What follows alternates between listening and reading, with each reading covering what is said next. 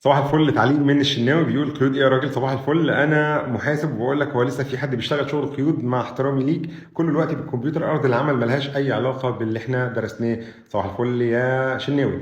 بص يا سيدي، لو انا هتكلم عن برنامج اي ار بي سيستم متكامل، افظع برنامج في الدنيا، اوكي، اللي انت يعني بضغطه زر واحده بتعمل اللي انت عايزه. فانت لو كاشير، انا اسف ما تزعلش مني، مش قصدي، لو انا كاشير فانا بدوس ضغطة زر واحدة، بقول انا بعت الحاجة الفلانية، ولو العميل دفع لي قدامي كده فبعلم علامة كده ان هو دفع، فالفاتورة بتطلع بيد وبتطبع ريسيت كده في ثانية. صح.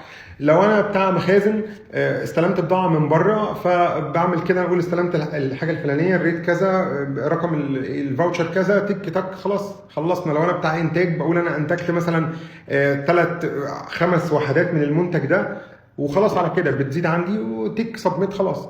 لان السيستم بيبقى متبرمج الاول على تكلفه المنتج ده، دي بتتكلف قد ايه، بتتكلف من الماده الاوليه A والماده الاولانيه B وC وهكذا، التكلفه بتاعتها طلعت، فالسيستم بيحسب اوتوماتيك كل حاجه. مين بقى اللي بيشيك على الحسابات؟ تمام. لو انا محاسب، اوكي، وعايز اشوف حركه النقديه عندي ازاي، مثلا ابسط مثال حساب النقديه في الخزينه زي ما اتعلمناه في سنه اولى، اوكي، او كاش، اوكي، او البنك، جبت ستيتمنت من البنك وعايز اراجع الحسابات، حركه الحسابات الدائنه والمدينه. طبعا ستيتمنت البنك فيه مدين وداين عادي.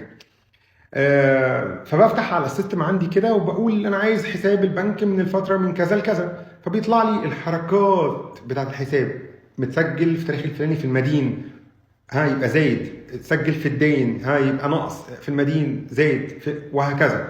فببدا اراجع الستيتمنت دي وابدا اعدل عليها. طب انا لو عايز اعدل هعمل ايه؟ فانا هفتح قيد، هعمل قيد محاسبي على السيستم برضو نفسه، هقول من حساب كذا لحساب كذا عشان في كوريكشن معين عايز اعمله او ادجستمنت معين عايز اعملها. تمام. فلو انا مش فاهم بقى ايه الديبت وايه الكريدت وايه الحسابات واساميها ايه، وخلفيه الاي ار بي سيستم الفظيعه دي اللي هي اصلا خلفيه محاسبيه بحته، لان كل فاوتشر انت بتعمله بيأثر على حساب او حساب، بيأثر على حسابين او اكتر في شجره الحسابات بتاعتك. تمام. وانت بتلاقي السيستم اوتوماتيك ترجمها لقيود عندك موجوده على سيستم الاي ار بي، ايا كان سيستم الاي ار بي ده. فمفيش اي ار بي سيستم يغني عن المحاسب المالي ابدا. لازم يكون في محاسب فاهم حسابات كويس، وهو اللي بيأسس شجره الحسابات دي، وهو اللي بيشتغل على التشييك عليها. وما بقولكش هات ورقه وقلم واكتب من حساب النقديه الى حساب العملاء. السلام عليكم.